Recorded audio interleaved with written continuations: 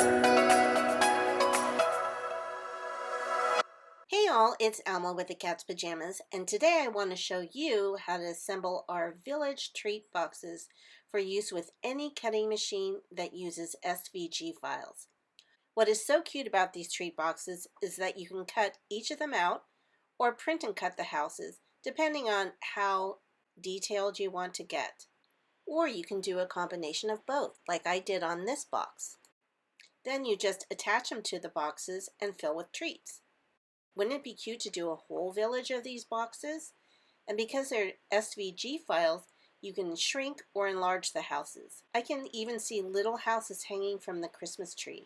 So cute. You get an SVG file that cuts in the dashes as well as one that has lines that you can use if your machine scores. Each of these contains the houses. The actual treat boxes are in green. Cut one of each. One side has a cutout that's meant to be folded over, and one just has a half moon cutout. For my project, I used the dashed SVG on my Cricut. Then fold along the dotted lines. Right now we're just creasing to ease in the fold. We'll do the real fold shortly.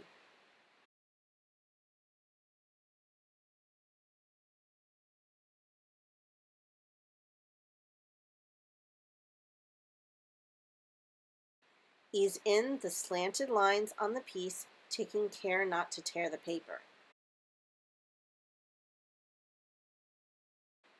Now that we've done one, we'll do the next. Once we're done creasing, place the pieces next to each other so that the small tabs are facing the same way. Fold the small tabs back on the left piece and place a strong adhesive on the flaps. The strong adhesive can be glue, double-sided tape, hot glue, whatever you prefer. I'm using double-sided tape, but if you're doing this with tape, use a stronger double-sided tape like that red line tape.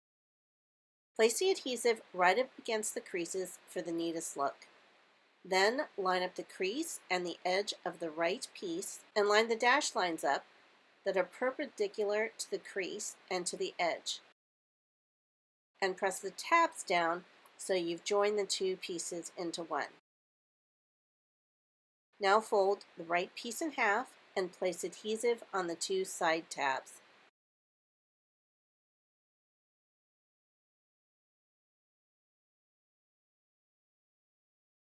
Then take the left side and fold that over onto the tabs. Now let's close the bottom of the box.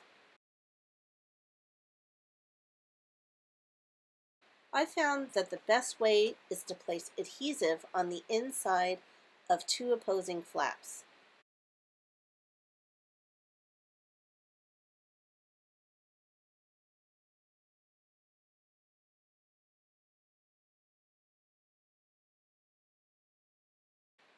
Then tuck in the flaps without the adhesive and then follow with the two that have adhesive.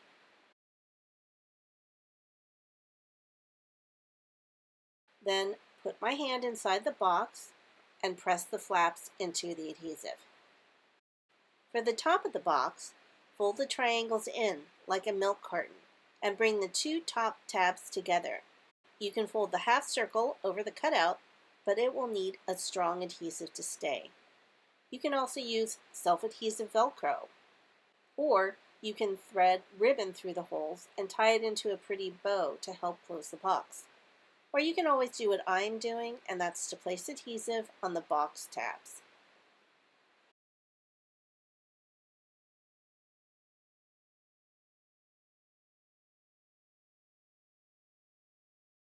Once your box is done, place your house that you've already cut out and pre-assembled, or you can print and cut the house and place it on the side of the carton and attach with adhesive.